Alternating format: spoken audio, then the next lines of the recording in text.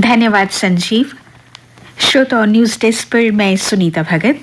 तो आज के मुख्य समाचारों में भारत ने संयुक्त राष्ट्र में उम्मीद जताई कि तालिबान के नेतृत्व में अफगानिस्तान लश्कर-ए-तैयबा और जैश-ए-मोहम्मद जैसे प्रतिबंधित आतंकी संगठनों की पनाहगाह साबित नहीं होगा। साथ ही भारत ने काबुल में सभी वर्गों को प्रतिनिधित्व देने वाली समावेशी और व्यापक आधार वाली व्यवस्था की वकालत की। अफगानिस्तान मसले पर जिनेवा में कल संयुक्त राष्ट्र मानवाधिकार परिषद के विशेष सत्र में भारत के स्थायी प्रतिनिधि इंद्रमणि पांडे ने कहा, अफगानिस्तान में स्थिरता पूरे क्षेत्र की शांति और सुरक्षा से जुड़ी हुई है। जायडस कैडिला कंपनी की वैक्सीन दी जाएगी बच्चों को, सरकार ने बनाई योजना। टीकाकरण को लेकर गठित राष्ट्रीय टीकाकरण तकनीकी सलाहकार समिति के अध्यक्ष डॉक्टर NK अरोड़ा ने बताया, पहले से बीमार बच्चों का टीकाकरण सबसे पहले शुरू हो सकेगा।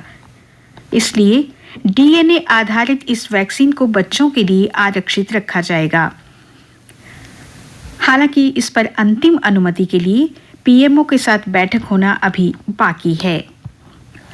सुप्रीम कोर्ट ने कहा, राज्यों को सिर्फ आर्थिक आधार पर अन्य पिछड़ा वर्ग यानी OBC आरक्षण के अंदर क्रीमी लेयर तय करने का अधिकार नहीं।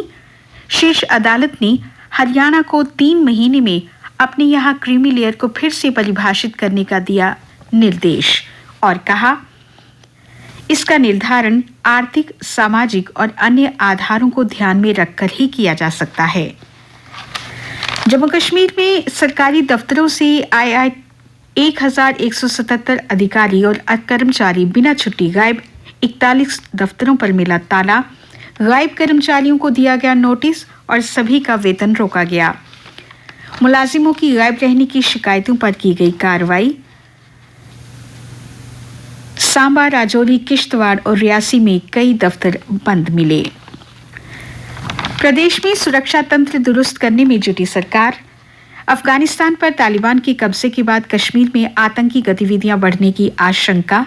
केंद्रीय गृह मंत्री अमित शाह और उपराज्यपाल मनोज सिन्हा के बीच विभिन्न पहलुओं पर हुई लंबी बातचीत।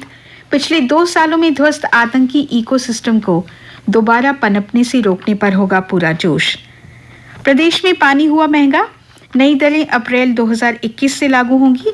घरेलू, कमर्शियल, कृषि समेत सभी श्रेणियों में बढ़ाया गया शुल्क। हर 6 महीने के बाद शहरों में देने होंगे 1500 रुपए और गांव में 800 रुपए। कीरू परियोजना पर पाकिस्तान की आपत्ति को भारत ने नकारा।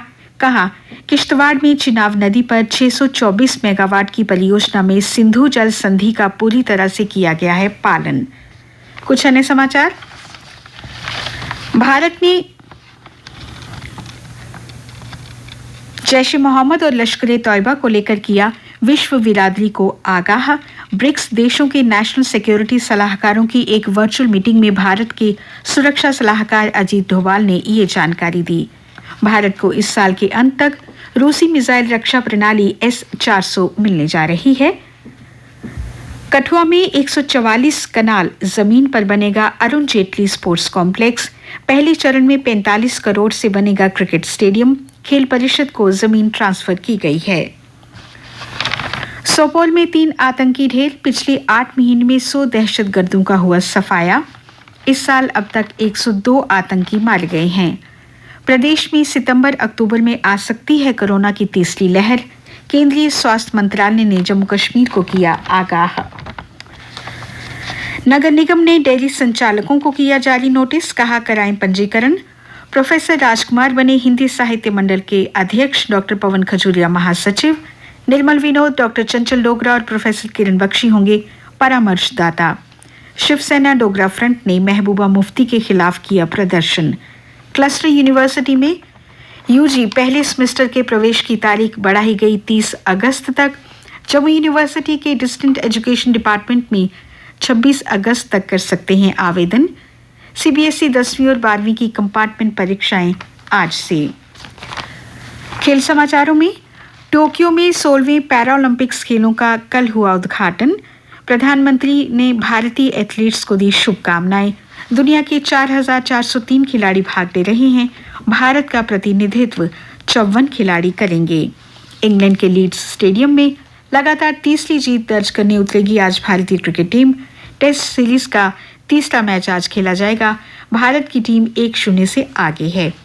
मौसम की बात करें तो मौसम विज्ञान केंद्र श्रीनगर के अनुसार 26 से 28 अगस्त तक जम्मू और कश्मीर संभाग के कुछ हिस्सों में बारिश के आसार हैं और कल जम्मू शहर के कुछ हिस्सों में तेज बारिश से पारा लुढ़का, गर्मी से मिली कुछ राहत। आज मौसम की आमतौर पर खुश्क रहने की संभावना है। तापमान की बात करें तो कल का अधिकतम 34.9 डिग्री सेल्सियस, रात का न्यूनतम तापमान था 27 डिग्री सेल्सियस। आज सूर्यास्त 7:06 पर, कल सूर्योदय होगा 6:03 पर।